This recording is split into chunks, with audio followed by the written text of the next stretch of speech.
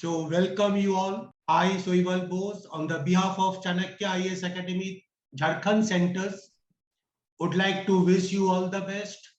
And before we move with the session, let me congratulate you all who have successfully qualified 7 JPSC mains examination. You are just behind the one level to get the success. And I hope your dream will come true. Today, we have a very important session. You can say that it's an informative session with our 6th JPSC topper, Ankita Rai ma'am. Very soon, she will be on the screen and we will be having some important tips and guidelines so far as your interview is concerned. I would like to welcome Ankita ma'am. Thank you so much. And I think you will remember that once we have met again, when mains examination was in front. And now we are again on the screen when interview is on the front. First of all, congratulations to all the candidates who have qualified your mains.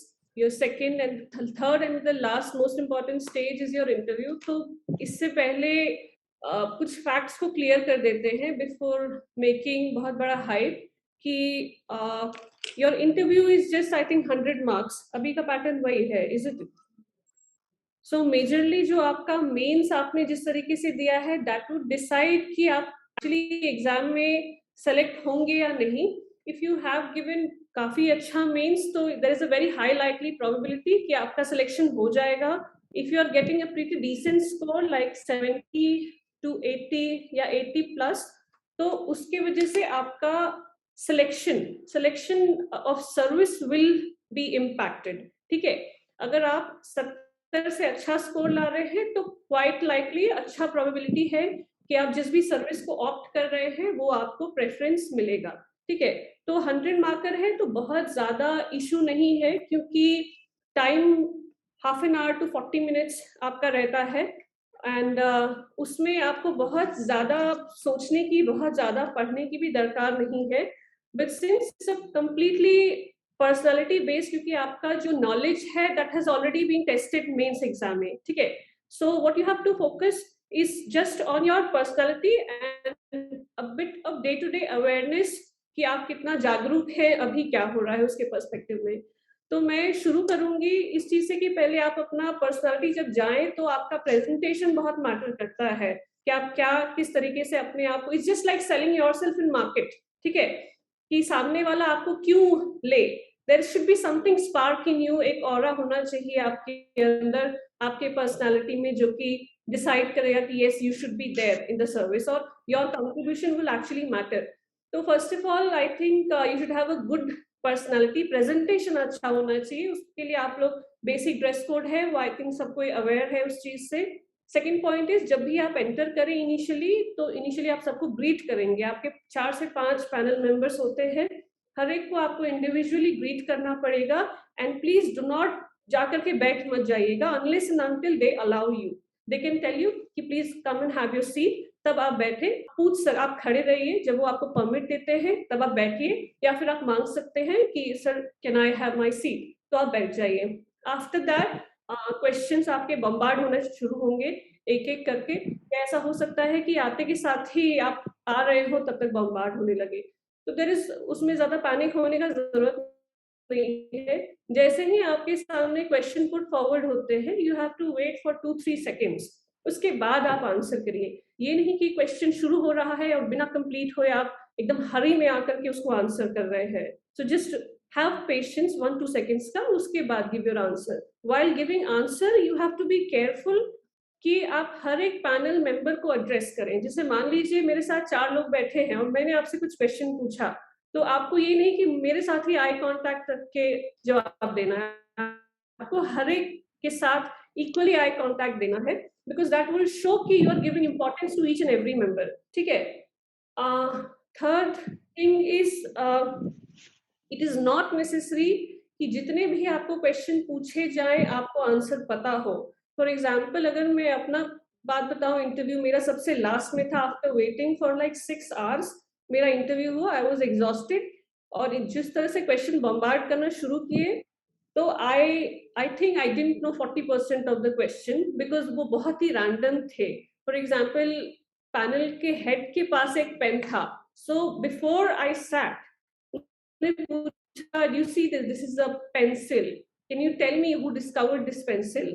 And आप सोचिए कि एक आदमी 6 घंटा wait करके आने के बाद how would I know the very first and what impression it would leave अगर मैं बोलूं कि आई डोंट नो. बट इसमें कोई प्रॉब्लम नहीं है. It's just you have to be very honest. जो आपको पता है, नहीं पता है, नहीं पता है, no issues. Just be clear. ठीक है, ओवर कॉन्फिडेंट बिल्कुल भी नहीं होना है. There is no problem in saying I am sorry sir, I don't know. So जैसे मेरे सामने 40% क्वेश्चन ऐसे रखे गए थे जिसके आंसर मुझे नहीं पता था, तो I was very polite in saying I am sorry sir, I don't no. ठीक है. सेकेंड ऑप्शन इज कि अगर आपको गेस करने से पहले आपको पूछना पड़ेगा, sir if I am allowed to guess I may. ठीक है, या फिर हिंदी में बोलना चाहते हैं कि सर अगर मुझे गेस करने का ऑप्शन दिया जाए तो मैं प्रयास कर सकता हूँ या कर सकती हूँ. ठीक है, उसके बाद अगर वो बोलते हैं कि yes you can go ahead, तो फिर आप अपना गेस वहां पर डालिए. It may correct, it may not be correct. ठीक है, ये मेरे साथ भी हुआ. I did that. कुछ पूछा गया तो आई सेड कि if I am allowed I can try. तो उन्होंने मुझे बकायदा ऑप्शन दिया था गेस करने का. That is the guess part. Fourth pointer is please do not argue and do not get into a heated or debate type of thing. आपसे अगर कुछ सिचुएशनल क्वेश्चन पूछा जा रहा है, so that would be regarding your opinion. आपका क्या thought process है किसी एक क्वेश्चन को लेकर के, या कोई एक ओपिनियन वो मांग रहे हैं, आप अपना ओपिनियन अच्छे से पुट फॉरवर्ड करिए. बट वो अगर क्रॉस क्वेश्चन करते हैं तो आप, I think I would expect what I have done is कि I would maintain my stand. मतलब मैंने जो बोला मैं उस पर खड़े रहूंगी, मैं स्टिक करूंगी उसी को. कोई मुझे कितना भी चाहे डाइवर्ट करे, मैं नहीं डाइवर्ट होंगी, बिकॉज उससे मेरा न्यूट्रलिटी इफेक्ट हो जाता है. अगर आप नहीं अग्री कर रहे सामने वाले की, जो आपके पैनलिस्ट है उनके पॉइंट ऑफ व्यू से, तो आप बोल सकते हैं कि I am sorry sir, I feel कि this is my point of view, maybe I am wrong. तो इसके लिए मुझे शायद और ज्यादा नॉलेज की जरूरत है या और ज्यादा पढ़ने की जरूरत पड़ेगी, तो I will go through it. That's it. This is the end to any discussion. ठीक है, हर आदमी क्रॉस क्वेश्चन करता है, काउंटर क्वेश्चन करता है, आपको चेक करने के लिए कि आप कितना डाइवर्ट कर सकते हैं, आप कितना स्वे करने का पोटेंशियल रखते हैं. जैसे मैं अगर किसी अपने बात में डाइवर्ट करके अपनी तरफ ले आना चाहती हूँ, वो आपके अंदर है या नहीं है, या आप अपने स्टैंड पे स्टिल रहते हैं, वो भी चीजें कई बार टेस्ट की जाती हैं. ठीक है, तो दीज आर सम पॉइंटर्स. जाने से जब सारा आपका इंटरव्यू खत्म हो जाए, you should be very, during the interview session you should be very calm and patient. बहुत ज्यादा कई बार आदमी का बॉडी लैंग्वेज थोड़ा चेंज हो जाता है, तो while you are sitting I would say कि अपने हाथ को अपने टाइज पे रख करके जस्ट सिट नॉर्मली, या फिर ऐसे फोल्डेड हैंड्स के तरीके से नहीं बैठिएगा. पोस्चर आपका ठीक होना चाहिए. And do not start shaking और शिवरिंग. मतलब थोड़ा सा मेडिटेट कर सकते हो आप, थोड़ा सा ब्रीदिंग कर सकते हो. बहुत लोगों को एंजाइटी या टेंशन होने लगता है, तो वो सब बिल्कुल भी, मतलब कोशिश करिएगा कंट्रोल करने का. इनिशियली 2-3 मिनट्स में थोड़ा ऐसा होता है, बिकॉज आदमी नए लोग को फेस करता है, since it's a matter of your job and your selection. तो होता है ये इशू कि हम लोग थोड़ा सा स्ट्रेस में होते हैं, बट ग्रेजुअली आफ्टर 2-3 मिनट्स मतलब सिचुएशन कूल हो जाता है एंड यू फील कि you are familiar with the panelist. तो एक वैसा माहौल, आप लोग मॉक इंटरव्यू दे रहे होंगे तो उसके दौरान भी आपको लगेगा. तो ग्रेजुअली आप लोग प्रोसीड करिएगा, अपने दिमाग में रखिएगा कि ये एक नॉर्मल माहौल है, उसी की तरह हमको उसको डील करना है. नेक्स्ट इज कि कुछ बनावटी करने का प्रयास मत करिएगा, या आप अपने आप का प्रोजेक्शन सिर्फ वही रखिएगा जो आप एक्चुअली हैं. Do not show yourself with what you are not. मतलब कुछ ऐसा प्रोजेक्ट करना कि मैंने XYZ जगह काम किया है, I have a lot of work ex, और मैं उसके बारे में आंसर करने का कैपेबिलिटी नहीं रखती हूँ. मतलब that gives a very false impression. ठीक है, कि आप एक फॉल्स नैरेटिव बना रहे हैं. जो हो सामने बस उसको दिखाना. एंड जब आप वापस आ रहे हो अपने इंटरव्यू से, सबको थैंक यू आपको बोलना पड़ेगा, हर एक पैनलिस्ट को, because they have given you so much time. So आप उठ करके उनको ग्रीट करेंगे and then you will come back. ये बेसिक पर्सनालिटी का पर्सपेक्टिव है जो मैं बता रही हूँ आपको. तो ये एक एंगल हुआ पर्सनालिटी। सेकंड एंगल आपका होगा क्वेश्चनर कि आपसे क्या क्वेश्चन पूछे जाएंगे। तो देखिए आपका एक ड्राफ्ट होगा या एक रिज्यूमे जो आपको दिया गया है या वहां पे फिल करके आपके पैनलिस्ट के पास रहेगा, उसी में से क्वेश्चन पूछे जा भी सकते हैं या आउट ऑफ द बॉक्स जो मेरे दिमाग में है। For example if I have a newspaper in front of me, may be हम उस न्यूज़पेपर से आपसे कुछ भी क्वेश्चन पूछ सकते हैं। सो क्वेश्चन का पैटर्न कभी फिक्स नहीं रहेगा। ये मत सोचिए कि आपने जो पढ़ा है बस वही पूछेंगे एंड ऑल दैट थिंग, वो कुछ भी पूछ सकते हैं। So be prepared for the worst, ये बेस्ट स्ट्रैटेजी है, ठीक है। अज्यूम करके चलिए कि आपसे बहुत ही वियर्ड कैटेगरी के भी सवाल पूछे जा सकते हैं, तो उस स्टेट में आप कभी पैनिक नहीं होइएगा। तो अगर आपके डैफ पर्सपेक्टिव से क्वेश्चन पूछ रहे हैं तो आई थिंक कुछ पॉइंटर्स हैं कि एक तो आपने एजुकेशन कहाँ से किया है। एजुकेशन में आपकी स्कूल एजुकेशन जो होंगी, अगर आप लोगों ने झारखंड से करा है तो झारखंड में जहां जहां रह करके आपने एजुकेशन पढ़ किया है, जिस स्कूल से आपने किया है, मे बी उस स्कूल के बारे में वो कुछ पूछ सकते हैं। एंड उसके बाद अगर हम आए ग्रेजुएशन पे, तो आपका ग्रेजुएशन का स्ट्रीम क्या रहा है, बी इट इंजीनियरिंग और बीएससी और सब मैथमेटिक्स ऑनर्स और समथिंग लाइक दैट।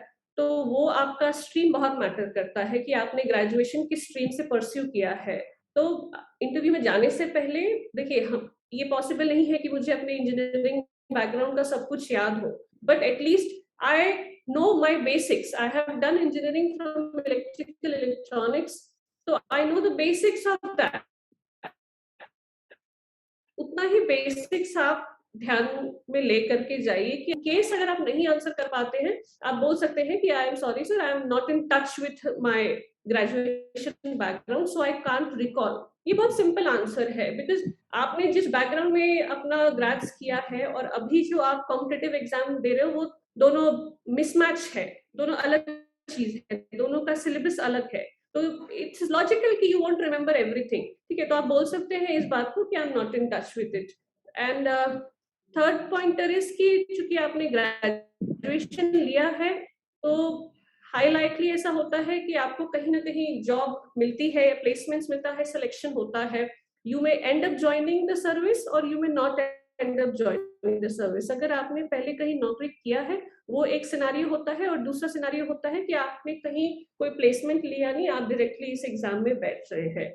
तो अगर हम पहला सिनारियो देखें उन लोगों के लिए जिन्होंने पहले काम किया है, तो अगर फॉर एग्जांपल एक सिचुएशन लेते हैं कि मैं एक इंजीनियर रह चुकी हूँ and I have received placements पहले, I left those placements, and उसके बाद why I chose to come in civil services, ठीक है। That is one of the very basic question कि why you choose this field. तो उसमें एक बहुत ही नॉमिनल आंसर लोग देते हैं कि जनता की सेवा करना चाहता हूँ, या फिर and all that I want to serve society. So let me be very honest, इस तरह कुछ नहीं होता है serving society and not. If you actually want to serve society, you can be in some voluntary organization or a NGO जो कि आपको ज्यादा ग्रास रूट देगा सोसाइटी सर्व करने का, ठीक है। तो इसका भी आंसर आपको अच्छे से फॉर्मुलेट करना पड़ेगा। एक रेपिटेटिव आंसर मत दीजिएगा जो हर एक आदमी देता है। ये जो आपका स्टेट सर्विस कमीशन है या पब्लिक सर्विस कमीशन है, यूपीएससी है, ये बेसिकली आपको एक प्लेटफॉर्म देता है। इस प्लेटफॉर्म में आपको पावर और अथॉरिटी दोनों मिलता है। ये बहुत बेसिक चीज है। एंड बेसिक चीज के साथ साथ ये एक ऐसा प्लेटफॉर्म है जहां पे आप पॉलिसी फॉर्मुलेशन का भी पार्ट होते हैं कई जगह पर, और पॉलिसी इंप्लीमेंट करने में भी आपका बहुत इंपॉर्टेंट रोल होता है, जिससे आप लोकल लेवल पे, I would say root of the grass, वहां तक पहुंच पाने का पोटेंशियल रखते हैं, ठीक है। सो यही कारण है बहुत बड़ा कि आप इस प्लेटफॉर्म को चूज करते हैं ओवर एक डेस्क टाइप का जॉब जहां पर आप डिस्कनेक्टेड होते हैं। आप सिस्टम पे सिर्फ काम कर रहे होते हैं, बट आपको नहीं पता कि you know what is following on the सबसे निचले स्तर का आदमी। या फिर कई बार ऐसा होता है कि आपको मेट्रो सिटीज में प्लेसमेंट मिल जाती है, but you have a disconnect with आप कहाँ बॉर्न एंड ब्रॉट अप हुए हैं। तो ये बेसिक रीजन यही होता है आदमी का जॉब को सिलेक्ट करने का। तो उसमें भी आपको 2-3 चीजों पे पूछना, अपने आंसर्स तैयार करना पड़ेगा कि if you have left some job, why you have left some job, या फिर if you have not taken any placement, why you have not taken any placement.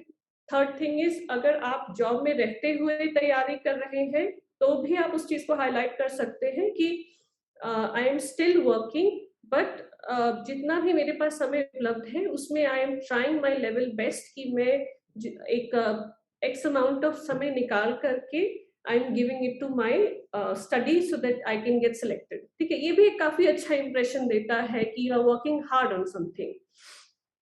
This is the perspective job वालों के लिए। Second angle is for those people who have directly appeared. तो उस case में भी I think it is very clear किसी भी candidate के लिए आंसर करना, क्योंकि आप अभी पढ़ ही रहे होते हो, in the mean while you have thought कि आप स्टेट सर्विस या पब्लिक सर्विस या यूपीएससी के लिए आप अपेयर कर रहे हैं, तो उसके लिए आप क्यों यहाँ जाना चाहते हैं, मतलब स्टेट वाले एग्जाम में, वो आंसर आपको तैयार होना चाहिए। थर्ड थिंग इज, क्योंकि ये एक स्टेट सर्विस का एग्जाम है, you have to be very aware with the state. पूरे झारखंड का जो करंट अफेयर है, चाहे वो आपका हिस्ट्री का एंगल हो, ज्योग्राफी का, एक बार उसको अच्छे से गो थ्रू कर लीजिए। बिकॉज मेरे साथ पैनल में हिस्ट्री के 2-3 क्वेश्चंस किए गए थे एंड बहुत लोगों के साथ हिस्ट्री के रिवोल्ट्स को लेकर के क्वेश्चन पूछे गए हैं, ज्योग्राफी पर्सपेक्टिव से पूछे गए हैं। एग्जाम्पल ले लीजिए, अभी अब करंट जो पावर क्राइसिस चल रहा है झारखंड में, जो अभी सॉर्ट आउट हुआ है। So despite being a coal rich state, why you are facing so much of power crisis कि आपके यहाँ 10-12 घंटे बिजली नहीं रह पाती है, why? ठीक है, ये बहुत ही सिंपल सा क्वेश्चन है जो हर एक आदमी आज के पर्सपेक्टिव में जानता है। इसका इस तरह के आंसर्स आप तैयार करके रखिए। अभी पंचायत इलेक्शंस होने वाले हैं, उसका फैक्चुअल डिटेल्स भी आप प्रिपेयर करके रखिए, कहाँ होने वाले हैं, उसका क्या इम्पैक्ट हो सकता है। अभी आप क्लाइमेट चेंज को झारखंड के पर्सपेक्टिव में कैसे देख सकते हैं। सो झारखंड का स्टैटिक पोर्शन प्लस आपका जो करंट अफेयर है, जो आप न्यूज़पेपर में पढ़ रहे हैं, मैगजीन में पढ़ रहे हैं, उसको कंटिन्यू करिए, बिकॉज वो लास्ट दिन तक काम करेगा। जिस दिन आप इंटरव्यू दे रहे हैं उस दिन भी आप न्यूज़पेपर पढ़ के जाइए, आपको थोड़ा बहुत आइडिया मिल सकता है। This is related to Jharkhand. Fourth is basic international या नेशनल करंट अफेयर का इशू जो हो गया, उस पर भी हो सकता है कुछ क्वेश्चन पुट फॉरवर्ड किए जा सकते हैं। For example the Russia Ukraine का जो वॉर का सिचुएशन है, उस एंगल के ऊपर इस तरीके से करंट अफेयर आप आई थिंक कवर अप हो जाएगा, तो बेसिक इश्यूज आप टैकल कर लीजिएगा। एल्स इसके अलावा अगर आप रिज्यूमे में अपना डिटेल्स मेंशन करते हैं, फॉर इंस्टेंस आपका जो हॉबीज है, there is a section called hobby, जिसमें आप अपना लिखते हैं। For example some people have the sports का thing, they have a liking for cricket और फुटबॉल। सो आप ऐसा बस ये मत सोचिए कि आपने लिख दिया कि आप क्रिकेट खेलते हैं या फुटबॉल खेलते हैं, तो that would suffice. They can go to the root of every question. ठीक है, तो उसके भी करंट अफेयर्स आपको पता होना चाहिए। अगर आप किसी स्पोर्ट्स को मेंशन कर रहे हैं, कुछ लोग हैं कि स्पोर्ट्स कॉलम खाली रहता है तो उसमें वॉकिंग लिख देते हैं, प्लीज डोंट राइट इट। ठीक है, उसका कोई फायदा नहीं है। There is nothing hobby as such like walking या ब्रिस्क वॉकिंग, ये कोई हॉबी वगैरह नहीं होता है। अगर आप हॉबी कुछ लिख रहे होना चाहिए, ये नहीं कि आपके पास खाली 10 सर्टिफिकेट हो गए तो आप सारा को मेंशन कर दीजिएगा। अगर आपने प्रॉपर कोर्सेज परस्यू किए हैं तो उसके बारे में डिटेल जानना चाहिए आपको। ठीक है, कुछ लोगों का ऐसा भी होता है कि for example they have done mountaineering at 1 or 2 places, so they would mention कि mountaineering is my hobby. That is not correct. ठीक है, बिकॉज जब आपके क्रॉस क्वेश्चन होने लगते हैं तो उस वक्त आपका इंप्रेशन खराब हो जाती है। जब हम लोग प्रिपरेशन कर रहे होते हैं, we actually don't get time to inculcate hobby, क्योंकि मेजॉरिटी ऑफ टाइम आपका पढ़ने पे जाता है। So there is no point saying कि I am sorry sir, I could not able to pursue my hobby because I was busy in studying. ठीक है, और उसके अलावा पास टाइम में बहुत लोग टीचिंग वगैरह भी लिखते हैं, या फिर work in some NGO and all. तो अगर आप लोगों ने ऐसा कुछ करा होगा, किसी एनजीओ में काम किया होगा या कहीं पढ़ाया होगा, तो उसका बैकग्राउंड स्टडी कर लीजिएगा किसी एनजीओ के बारे में। तो उस एनजीओ का डिटेल, वो एनजीओ क्या कर रहा है, क्या नहीं कर रहा है, and why you thought you should work there, वो चीज जानकारी। अगर मान लीजिए आप पढ़ा रहे हैं तो आपने कहाँ पढ़ाया है, किसको पढ़ाया, आपका पढ़ाने का क्या पर्सपेक्टिव था, ये सारी चीजें आप तैयार करके रखिए। पैनल में अगला चीज होता है सिचुएशनल क्वेश्चन। आपको दिया जाता है, आपको किसी सिचुएशन में पुट फॉरवर्ड कर दिया गया। जैसे मैं अपना बताती हूँ, मुझे एक फीमेल पैनलिस्ट थी, शी आस्क्ड मी कि if you are put in some Naxal belt area and there is a safety issue. As a woman, what would you do to ensure safety for Naxal belt women या Naxal belt में लोगों के लिए? एक ये इस तरह का हो गया, या फिर अगला होता है विमेन के लिए कि विमेन सेफ्टी को लेकर के क्या क्या किया जा सकता है। तो एक दो क्वेश्चन आप मान करके रखिए कि आपको किसी सिचुएशन में डाल दिया जाएगा और वहां पर आपका असेसमेंट होगा।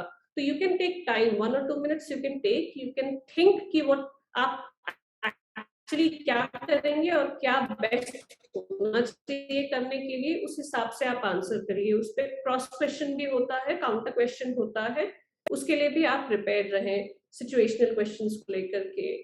एल्स अगर हाँ, for those people who have done job कहीं पर, प्लीज बी वेरी केयरफुल। अगर आप मेंशन कर रहे हैं 4-5 साल आपने कहीं वर्क किया है, तो इट इज एक्सपेक्टेड कि आपको अपने काम के बारे में बहुत अच्छे तरीके से नॉलेज हो।